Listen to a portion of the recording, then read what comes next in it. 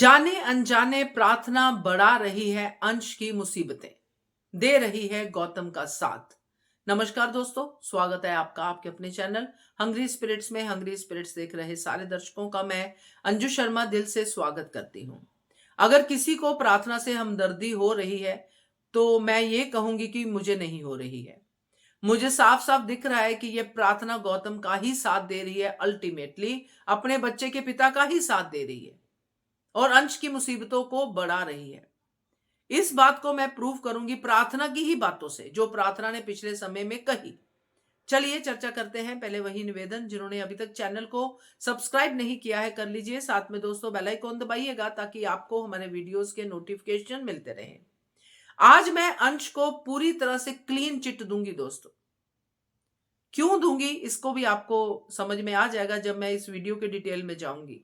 Y? क्योंकि अंश जो है दिल का अच्छा इंसान है और अंश दिल का अच्छा इतना था कि प्रार्थना को अंश पसंद आया और प्रार्थना ने अंश को प्रपोज किया और शादी की। अंश ने प्रार्थना को पहले प्यार नहीं किया। अंश को एहसास हुआ कि हाँ मैं भी करता हूं, और प्रार्थना को प्यार करना मतलब प्रार्थना के बच्चे से भी अंश ने भरपूर प्यार किया और आज भी करता है। प्रार्थना भी करती है, मगर प्रार्थना इतनी सिलेक्टिव हो गई है कि अपनी ही कई बातों को सोच नहीं पा रही है। ये वही प्रार्थना है दोस्तों जो कोठारी हाउस नहीं जाना चाहती थी, जो कोठारी हाउस गई शादी से पहले मनाने के लिए, वो भी अनुपमा के कहने पे। ये वही प्रार्थना है जो अपने बच्चे के लिए इतनी प्रोटेक्टिव थी कि गौतम का साया तक बच्चे पे नहीं पड़ना चाहिए। बच्चे के लिए मां सब कुछ कर जाती है, मगर ये मां कुछ नहीं कर पा रही अपने बच्चे के लिए, सिवाय दुहाई देने के कि बार बार गौतम को ये जतलाने के लिए कि ये बच्चा तुम्हारा नहीं है, ये बच्चा तुम्हारा नहीं। इससे क्या होगा? गौतम तुम्हें गोद में उठा के ले गया और अंश देखता रह गया। तुम क्या सोचती हो कि अंश ये भी तुम्हारी बात समझे? और तुम कुछ भी मत समझो।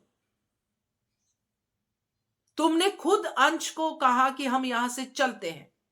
अंश की गलती, अंश ने प्यार में लगा लो, अपने लालच में लगा लो, किसी भी चीज में लगा लो कि मैं अपना करियर सेट करना चाहता हूं, पापा की गुड बुक्स में रहना चाहता हूं, तो मैं यहीं पे रहूंगा। क्या तुम वहां पे ये फैसला नहीं कर सकती थी? क्योंकि पति को संभालने के लिए पत्नियां कई कई फैसले कर जाती कि तुमको रहने रहो, मैं तो यहां से जा रही हूं। मगर प्रार्थना ने यहां पे भी सिलेक्टिव डिसीजन लिया कि अंश का यहां पे है तो मैं भी यहीं पे रह जाती हूं। प्रार्थना ने तो अपने शाह हाउस के उन लोगों के बारे में नहीं सोचा जो लोग उस पर जान चिढ़ते हैं। ये डिसीजन ले लिया, चलो जी वेरी गुड।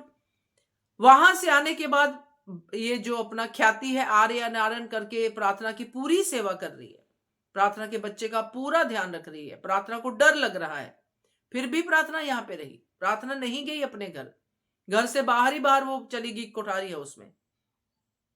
अंश वो भी डिसीजन उसने माना, सही माना, चलो ठीक है, वो भी वहां पे चला गया। उसके बाद जो भी चीजें हुई हम सब जानते हैं। मगर यहाँ पे मेन पॉइंट क्या है गौतम को लेके, कि ये प्रार्थना ही थी जो अंश को समझाती थी कि गौतम बड़ा काया इंसान है और गौतम कुछ भी कर सकता है इस बच्चे के लिए।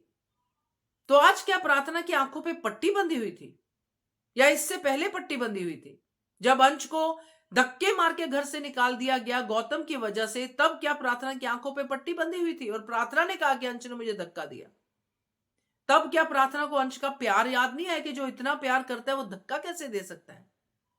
बाद में मैं शौक में थी, इसमें थी, ये बोलने का क्या मतलब बनता है? और फिर जो हाईलाइट थी आज की, मैंने पहले भी कहा था, कल परसों के वीडियो में भी कहा था, जब प्रार्थना घर से निकली थी, प्रार्थना अकेली निकली ही क्यों? ये वही डिसीजन है जो प्रार्थना ने इतने टाइम पहले लिया था जब इसको गौतम ने इसके साथ जबरदस्ती की थी। वही डिसीजन है। चुपचाप अनुपमा के पास चली गई थी, राही को नहीं बताया, ख्याति को नहीं बताया, किसी को नहीं बताया। और यहां पे जहां पे वो बता के जा रही, उनके सामने से जा रही है, जो वसुंधरा कोठारी वहां पे ताना मार रही है कि जाओ ले जाओ गौतम जी को साथ में, अकेले क्यों जा रही हो, जो भी उसने कहा। तो वसुंधरा कोठारी आप वहां बैठी क्या बिजनेस कर रही थी? आप तो बिजनेस करती नहीं हो ना। आप क्यों नहीं चली गई अपनी पोती के साथ, या अपने पीछे से ख्याति या किसी को नहीं भेजा? बच्चे का सवाल था ना। और प्रार्थना कैसे बिना किसी के साथ के चली गई? जबकि उसको भी पता है कि उसकी हालत क्या है, उसको चक्कर आ सकते हैं, और उसको ये भी पता है कि अगर गौतम कह रहा है कि मैं चलता हूं तो गौतम पीछे पीछे आ ही जाएगा। प्रार्थना को तो ये पता है ना, क्योंकि प्रार्थना तो गौतम को इन आउट जानती है। तो ये चीजें प्रार्थना क्यों कर रही है? क्या प्रार्थना ने डिसाइड कर लिया कि मुझे अंश के साथ नहीं रहना है? क्योंकि अंश को भी प्रार्थना अच्छे से जानती है, दावा करती है ना प्रार्थना इन बातों का। क्या वो गंदा सा मुंह बना के सिर्फ यही कह देना कि मैं गौतम मेरे मेरे लिए कुछ नहीं है, गौतम तुम दूर हट जाओ, मेरे बच्चे पे तुम्हारा कोई हक नहीं है, सिर्फ ये कह देने से चल जाएगा? अंश की इसमें कोई गलती नहीं है। अंश अगर जो भी कुछ कर रहा है, जैसे वो अपने जो इंटरव्यू में गया उसके गले पड़ गया, अंश के हालात उसको ऐसा करने पे मजबूर कर रहे हैं, वो ऐसा ही है, उसको अपने इमोशंस पे कंट्रोल नहीं है। अनुपमा से उसने सब कुछ सीख लिया, मगर ये नहीं सीख पाया कि जब गुस्सा आता है तो उसको कंट्रोल कैसे करना है। गुस्से में ही किया ना उसने सब कुछ। दिल का तो अंश बुरा नहीं है, घर की जिम्मेदारियां उठाना चाहता है, सब कुछ करना चाहता है, अच्छे बच्चे ही करते हैं ये सब, मगर जब उसको आगे से चीजें मिलती हैं वो हैंडल नहीं कर पाता है। इसी गुस्से में वो गौतम के लिए वहां पे भी बोल पड़ा पराग के सामने, इसी गुस्से में वो अपने जो इंटरव्यू में लड़ पड़ा, क्योंकि वो हैंडल नहीं कर पाता है कि गलत हो रहा है तो क्यों गलत हो रहा है, वो हैंडल ही नहीं कर पाता कि इसको मैं कामली हैंडल करूं। बट यहां पे मुझे प्रार्थना पे आज बहुत गुस्सा आया, और ये प्रार्थना की बहुत बड़ी गलती है जो बनेगी इनकी दूरियों का कारण। जल्दी संभल जाए तो अच्छा है, क्योंकि बच्चा आने के बाद तो संभलना मुश्किल है। क्या कहते हो आप? कमेंट कीजिएगा। देखते रहिए channel hungry spirits. Thank you so much.